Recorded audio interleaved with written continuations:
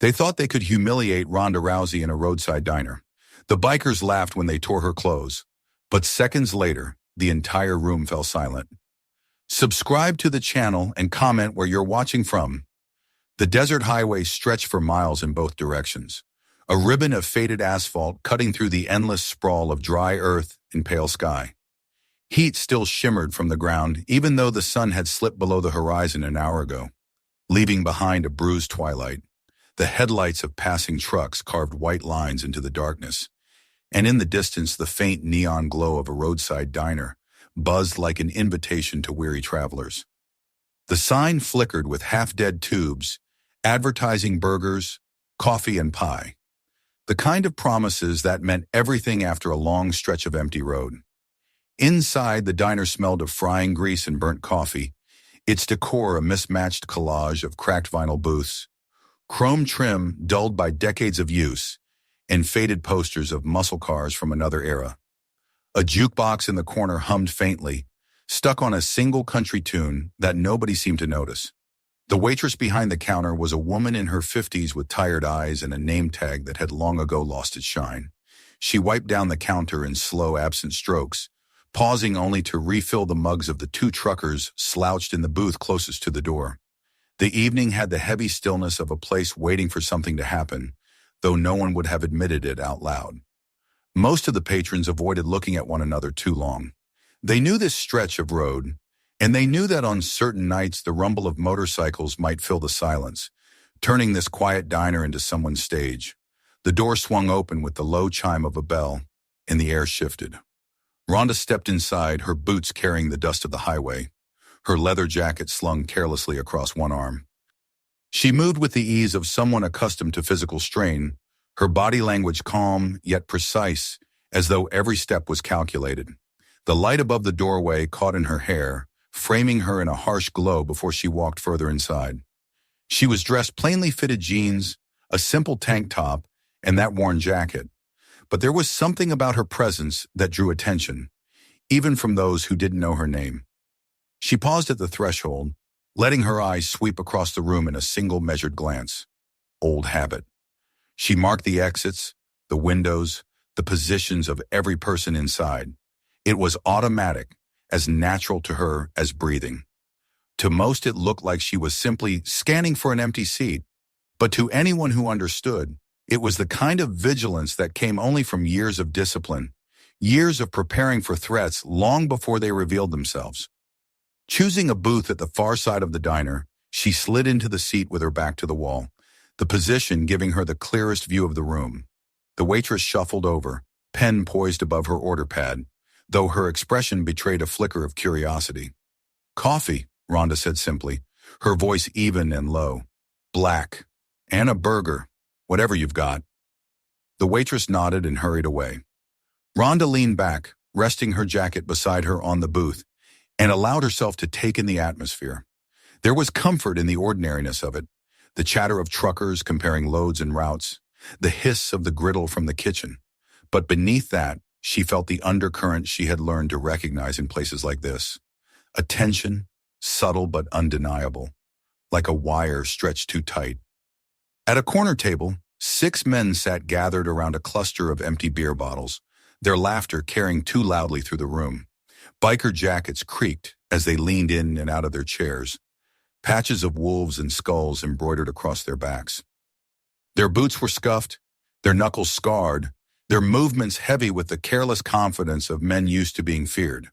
One of them, tall and broad-shouldered with greasy blonde hair pulled into a ponytail, was the loudest, throwing his head back every few minutes to bark out a laugh that rattled the glass salt shakers. Ronda noticed them without appearing to. She didn't need to stare. Her peripheral vision had already memorized their positions, their sizes, the way their hands rested near their belts. She returned her gaze to the window, sipping water from the glass that had been brought to her table. The first bite of tension came when the laughter at the bikers' table shifted tone. She could feel their eyes on her, casual at first, then lingering, assessing. One of them muttered something under his breath, eliciting another round of crude chuckles.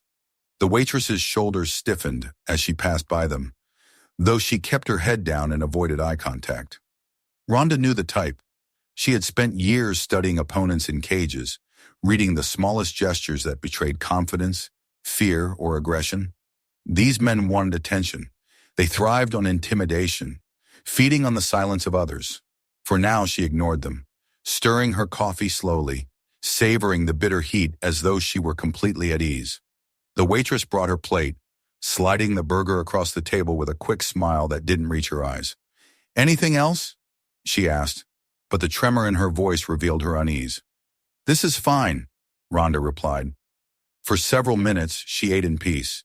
The meat was overcooked, the fries limp with grease, but she didn't care. She wasn't here for the food. This was just a pit stop, a moment to breathe before the road pulled her onward again. Yet all the while, her ears tracked the cadence of the bikers' voices, the way their laughter grew sharper, edged with something directed. Her eyes flicked once more around the room. The truckers had lowered their heads into their plates, pretending to be absorbed in their food. A young couple at another booth whispered nervously, trying to hide behind the thin paper menu. The waitress had vanished into the kitchen. The air carried the heavy quiet of people waiting for trouble. Rhonda's jaw tightened slightly, though her expression remained calm. Trouble was something she knew better than most, and in places like this, trouble didn't ask for permission. It arrived the way a storm arrives, inevitable, unpredictable, and impossible to ignore. When the blonde-haired biker finally rose from his chair, scraping it across the linoleum with a sound that made everyone flinch, Rhonda already knew her night would not end quietly. He swaggered toward the jukebox, slapped it with his palm until the music sputtered into silence, and then turned his gaze directly toward her booth. The smirk that spread across his face carried the promise of what was coming. Rhonda finished the last bite of her burger, folded the napkin neatly beside her plate, and reached for her coffee. She didn't look away from him as he approached, her calm composure steady as the desert night outside. She had been here before, in different forms, with different faces, and she knew exactly how this story tended to unfold. The room had gone utterly silent now, every eye flicking between the biker and the woman in the corner booth. The waitress peeked through the kitchen doorway, her face pale. The couple clutched hands under the table. Even the truckers had stopped chewing.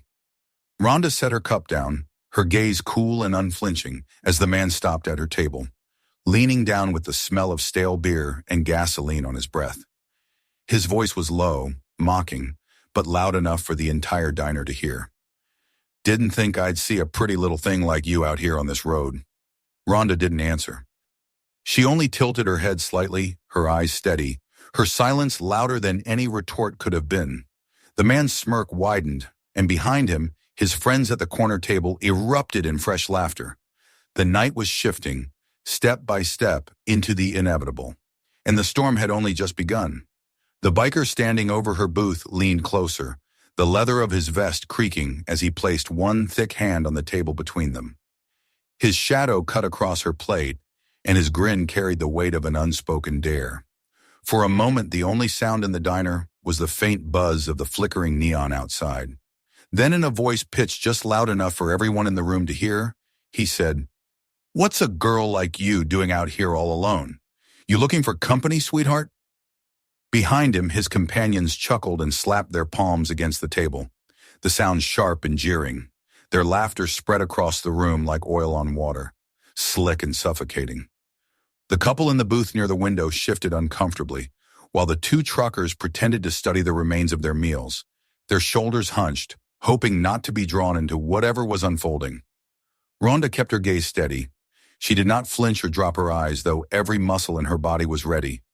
She had been in arenas where thousands screamed her name, had faced opponents trained to break bones, to choke and crush until only one walked away victorious. Compared to that, this man's smirk was nothing. She lifted her coffee and took a slow sip, letting the silence stretch until even his smirk faltered. Her calm seemed to agitate him more than any sharp reply could have. He shifted his weight, tapping his knuckles against the table as if testing her patience. "What, too good to talk to me? Think you're better than us?" His tone carried an edge now, sharp with the desire to provoke. His friends at the corner egged him on, one of them shouting, "Maybe she doesn't speak English, Tommy. Try hand signals." More laughter followed, a harsh metallic sound that scraped against the walls of the diner. Rhonda set her cup down with quiet precision.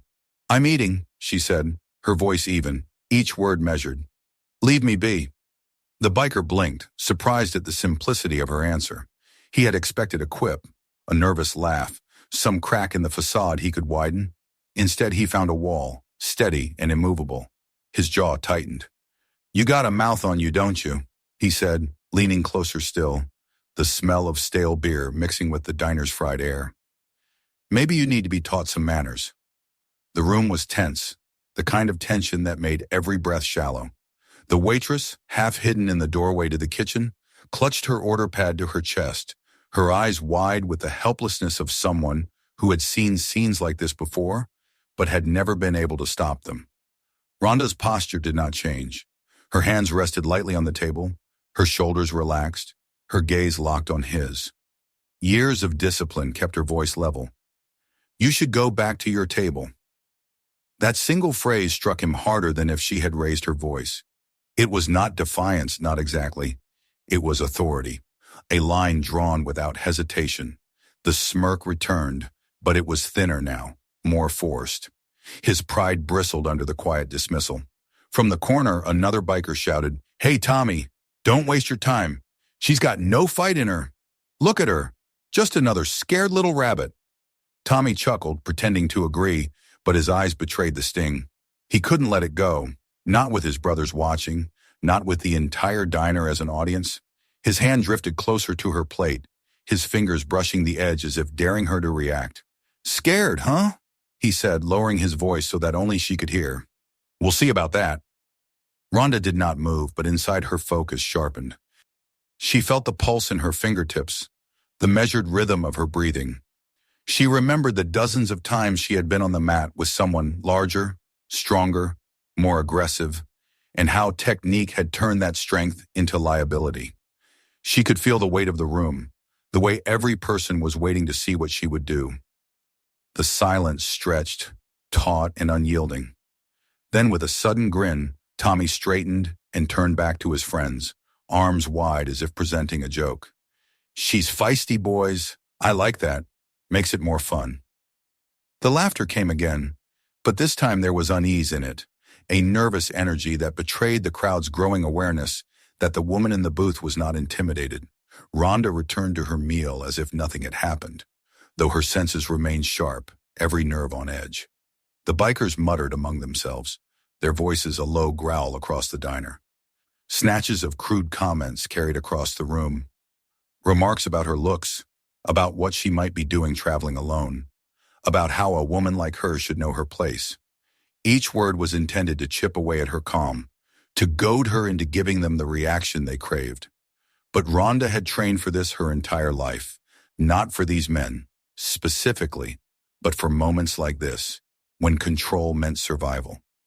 She let their words pass over her, her eyes on the dark surface of her coffee, her body still. And yet the mood in the diner was changing. The waitress no longer pretended to clean, her gaze fixed anxiously on the booth. The couple by the window whispered furiously, the man half rising as though he might intervene, only to sink back into his seat when one of the bikers glanced his way.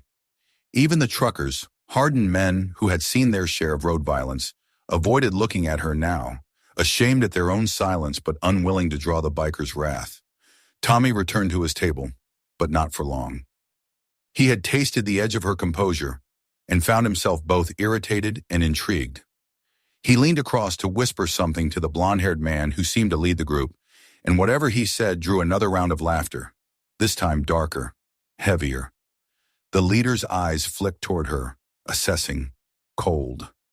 Rhonda felt the weight of that look. It was different from Tommy's clumsy attempt at intimidation. This was calculation, the kind of gaze that measured not just how to humiliate, but how to dominate. She had seen it before, in fighters who needed the win to prove themselves, in opponents who mistook cruelty for strength. Her jaw tightened ever so slightly, the only sign of the storm brewing beneath her calm exterior. She lifted her coffee again, steady, unhurried, as the leader rose from his chair. His presence filled the room before he even reached her booth, and the sudden hush of the diner confirmed what she already knew. This was no longer a game of words. The storm had broken. The leader of the bikers moved with the heavy certainty of a man who was used to having every room bow to his presence.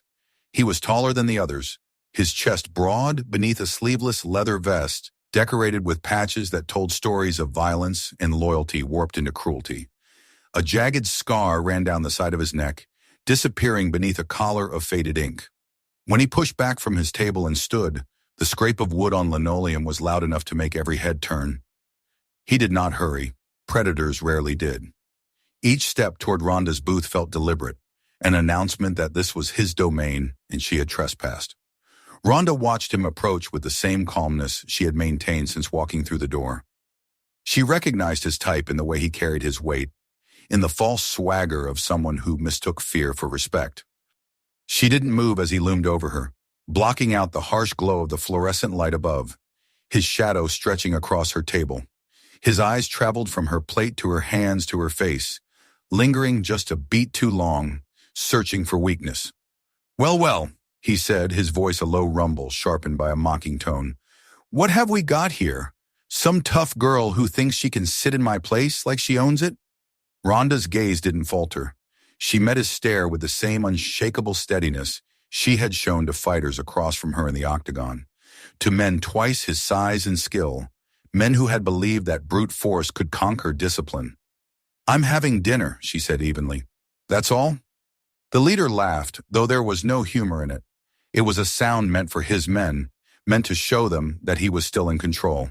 He turned slightly, gesturing toward her with a sweep of his tattooed arm. Hear that, boys? She's just eating. Just sitting here like she doesn't know whose table she's at. The laughter from the corner table rose again, cruel and sharp. One of the bikers banged his palm on the table, the sound echoing like a drumbeat of mockery. Another muttered something obscene, drawing another round of snickers. The leader leaned in closer, his breath hot with whiskey and smoke. You think you can walk in here and ignore us? You think you're too good to even look at me? His hand shot out suddenly, wrapping around her wrist where it rested on the table. His grip was iron, meant to intimidate, to remind her that strength was on his side. Ronda didn't pull back. Her muscles tightened just enough to let him know she wasn't passive prey, but she held her position. Her voice stayed calm, steady as steel. Let go. Her restraint only seemed to fuel his desire to push further. His grin widened, cruel and slow. With his free hand, he reached for her jacket, tugging at the worn leather that lay beside her. When she didn't resist, he pulled harder, the seams straining until the sound of ripping fabric filled the diner. The sharp tear echoed like a shot, startling even his own men into brief silence before their laughter returned, louder than before. There it is, he said with satisfaction, holding up a piece of torn fabric like a trophy. Now we're getting somewhere. The other bikers howled, slapping the table and whistling. Their leader basked in the chorus, eyes glittering with the rush of power. What's the matter? Cat got your tongue? He jeered. Or maybe you're finally realizing what kind of mistake you made walking in here. The rest of the diner sat frozen, trapped in the theater of humiliation playing out before them. The waitress, her knuckles white against the doorway she clutched, shook her head in silent desperation, as if willing Ronda not to provoke further violence. The young couple had gone pale, the woman burying her face against her partner's shoulder. The truckers stared at their plates, unwilling to intervene, their silence heavy with cowardice. Inside Ronda, the coil of tension drew tighter. She had endured insults, threats, mockery, none of that mattered. But the tearing of her jacket, the laughter, the deliberate attempt to strip her dignity away in front of a room full of people who pretended not to see, that was the spark that reached the dry tinder of her patience. Her instincts sharpened, her breathing slowed. Every detail of the room snapped into clarity, the angle of his grip on her wrist, the weight he leaned into the booth, the distance to the corner where his men waited. Let go. The words were low, almost whispered, but they carried the weight of command. The leader's smirk flickered, though only for a second. He squeezed harder, leaning in until his face was inches from hers. Or what? He asked. You gonna cry? You gonna run? Or maybe you'll beg like the rest of them. He nodded toward the silent crowd, feeding on their collective fear. The taunts from his men grew louder, each word a dagger of mockery. "Break her, boss!" one shouted. "Show her what happens when someone forgets their place." Rhonda's eyes never left his. Behind the calm, the storm was gathering, each insult striking against the steel of her control. She thought of the countless times she had stood in cages with men who wanted nothing more than to dominate her, of the years of training that had honed her body into a weapon of precision. She had walked into this diner seeking only a meal, but now she knew the evening would end differently. The leader gave her wrist one final squeeze before releasing it, as though magnanimous in victory. He stood straighter, turning back to his men with a triumphant grin. "See? Nothing but a rabbit. All bark, no bite." The laughter returned, louder still, rolling across the room like thunder. He basked in it, spreading his arms wide as if to claim his kingdom. But when he turned back to her, expecting tears or anger, he found neither. Instead, he found eyes as cold and unyielding as stone, a gaze that promised consequences he couldn't yet imagine. For the first time, uncertainty flickered across his features. It was gone in an instant, buried beneath arrogance. But it had been there, and Rhonda had seen it. The conflict was no longer about words. The line had been crossed, and the air in the diner had shifted. The patrons could feel it too. Every breath came slower, heavier, as though the entire room was bracing for what was to come. And Rhonda knew, with the clarity of instinct, that the next move would decide everything. The laughter that followed the tearing of her jacket still echoed in the stale air of the diner when the first biker made his mistake. He was not the leader, though he had been sitting close enough to soak in his authority. Fueled by the jeers of his brothers and the sight of their prey seated in perfect silence, he swaggered forward, emboldened by the permission he thought he had been given. He leaned too close, his hand reaching out to rest on her shoulder, with the presumptuous confidence of a man who believed he was untouchable. The weight of his palm pressed into her, fingers splayed as if to prove that she belonged beneath them. He grinned at the room, playing for the audience, believing the humiliation was nearly complete. It was in that moment, in that single instant of arrogance, that the storm inside Rhonda broke free. Her body moved before thought, guided by the instincts sharpened by years on the mat, by the muscle memory of countless hours spent drilling technique until it became as natural as breathing. With a swift turn of her hips and a grip on his arm, she used his momentum against him, hoisting his weight over her shoulder. The motion was fluid, effortless, devastating. He crashed onto the linoleum floor with a thud that rattled the cutlery on every table. The sound so loud it silenced the laughter in a heartbeat. The stunned cries of shock from the diners rang louder than any applause, though none dared to cheer.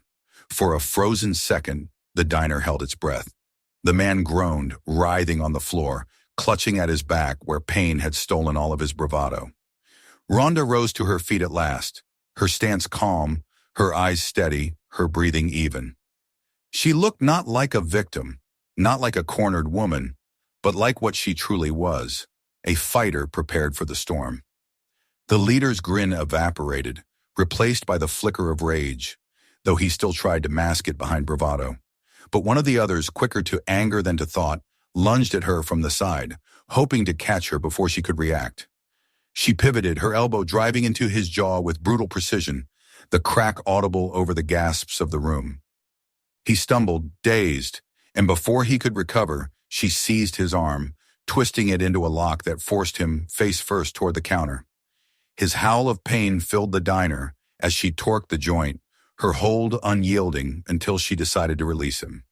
When she did, he fell in a heap beside his brother, clutching his arm and cursing in agony.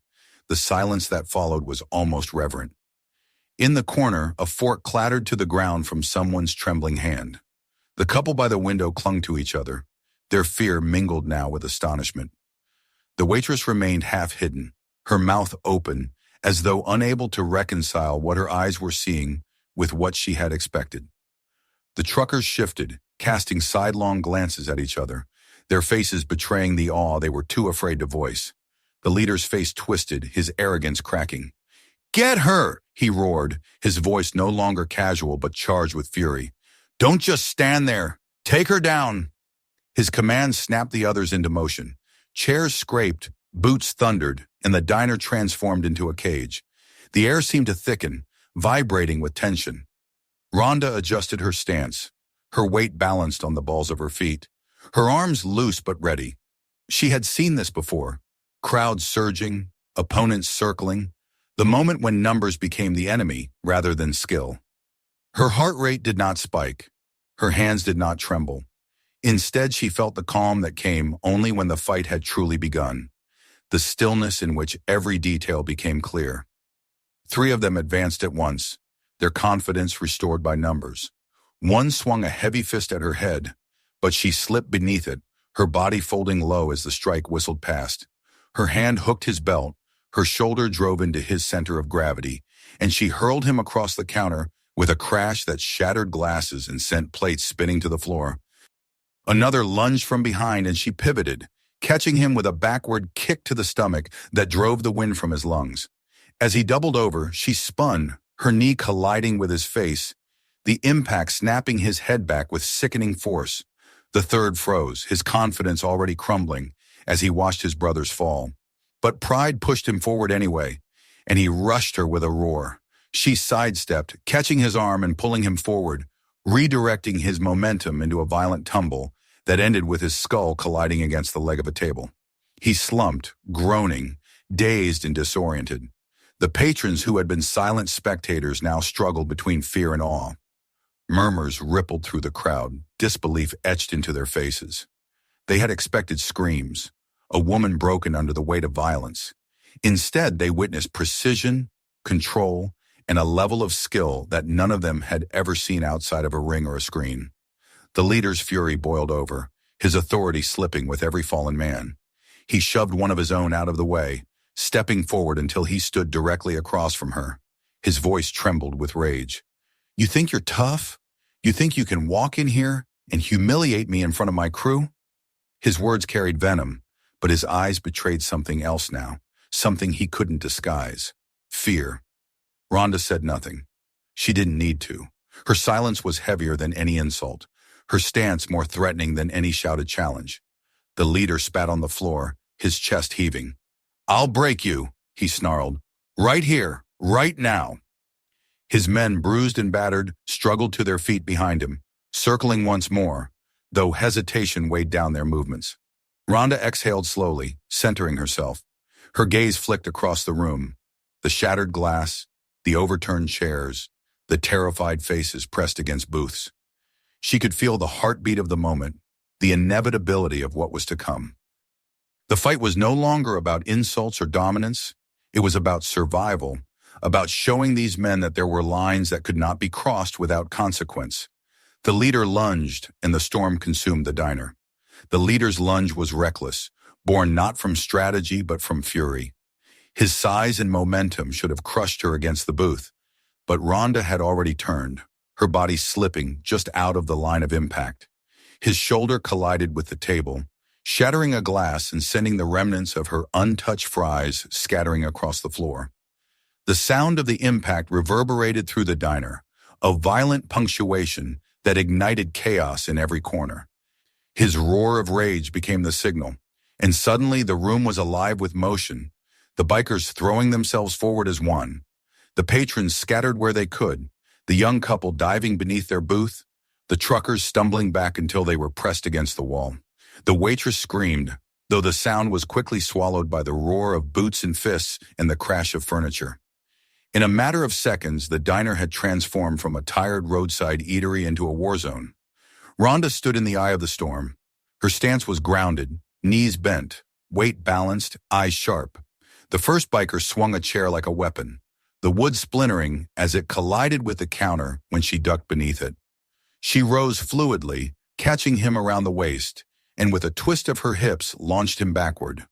His body slammed against a jukebox that flickered with dying neon before collapsing into silence, sparks spitting into the air. Another came at her from the left, his fist cocked back for a wild haymaker. She stepped inside his arc, her forearm deflecting the punch, her other arm hooking behind his knee. With a jerk, she upended him, sending him crashing flat on his back. Before he could recover, she pressed her knee into his chest, twisting his arm into a lock that made him scream. She let him go only when another charged, forcing her to release and spin toward the new threat. This one was bigger, heavier, moving like a bull. He barreled toward her with a guttural shout, but she sidestepped at the last moment, her hands snatching his jacket and guiding his momentum past her. His bulk carried him straight into the counter, his ribs colliding with the edge so hard that the sound made even his own crew wince. He crumpled forward, gasping for breath, clutching his side. The leader recovered, wiping blood from his lip with the back of his hand. He circled her now, his movements slower, more deliberate. His eyes were wild, but beneath the rage was caution. He had seen enough to understand she wasn't an ordinary woman, and his pride burned at the realization. Still, pride wouldn't let him retreat. He barked orders at the others, his voice sharp, commanding them to surround her. They came in from all sides, 4 at once, their boots thundering against the floor, their shouts filling the room. Ronda's breathing remained steady, her eyes darting, calculating angles, distances, timing. One lunged low, trying to tackle her legs, while another swung high, aiming for her head. She leapt aside, catching the tackler by the collar and dragging him into his own ally's path. The two collided with a thud, sprawling in a heap of curses. A fist grazed her cheek as a third attacker clipped her with a glancing blow. The sting sharpened her focus.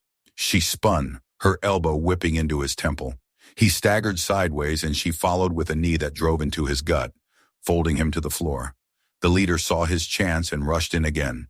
His hand reached for her hair, but she twisted away, seizing his wrist and wrenching it backward until his roar turned to a howl of pain. He tried to strike with his free hand, but she stepped in, using his own body as leverage, flipping him hard across her hip. He hit the floor with a force that rattled the windows, the breath driven out of him in a violent rush. The chaos only escalated. Tables overturned, coffee spilled across the linoleum. Lights swung precariously as fists and bodies collided. The jukebox fizzled out entirely, leaving the fight underscored by shouts, groans, and the shattering of glass. One biker grabbed a bottle from a nearby table and swung it at her head. She ducked, the glass exploding against the wall, and retaliated with a swift kick to his knee. The joint bent sideways and he collapsed with a scream, clutching at the injury. Through it all, Ronda never lost her composure. Every movement was controlled, every strike precise, every hold efficient. She wasn't fighting wild. She was dismantling them, piece by piece, her training the invisible scaffolding guiding her through the storm.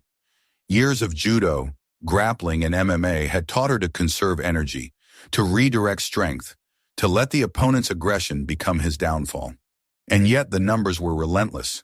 For everyone she threw down, another rose, cursing, battered but unwilling to let go of their pride.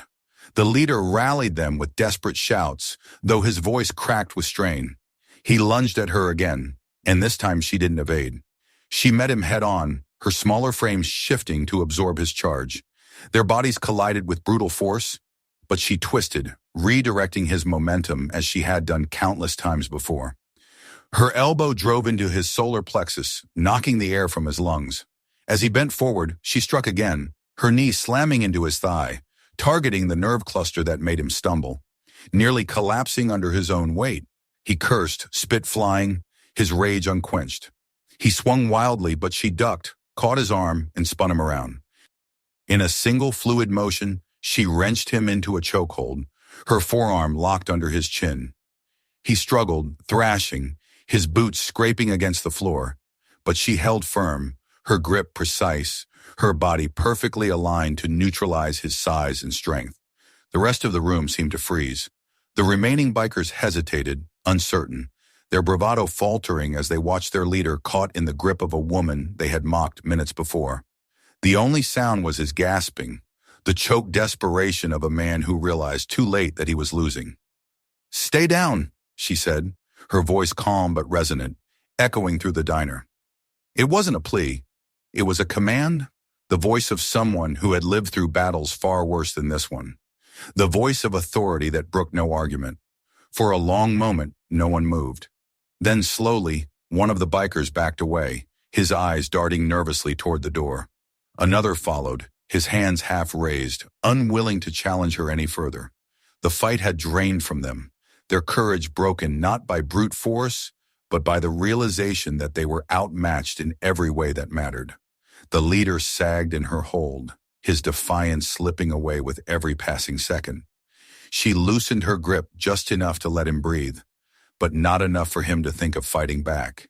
He spat curses between gasps, but they rang hollow, empty of the power they once carried. The diner was wrecked, but silent. The patrons peered out from their hiding places, disbelief written across their faces. They had seen something extraordinary, something that would be retold long after the night ended. A woman had walked into a room full of predators and stripped them of their power without losing her calm.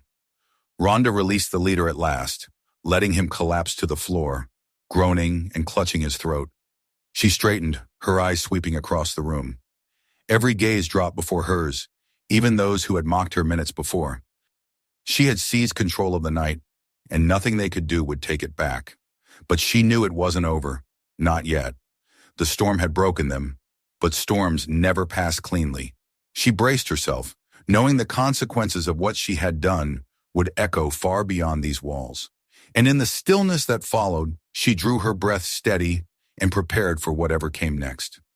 The silence that fell over the diner after the last of the bikers slumped to the floor was almost as jarring as the chaos that had come before it.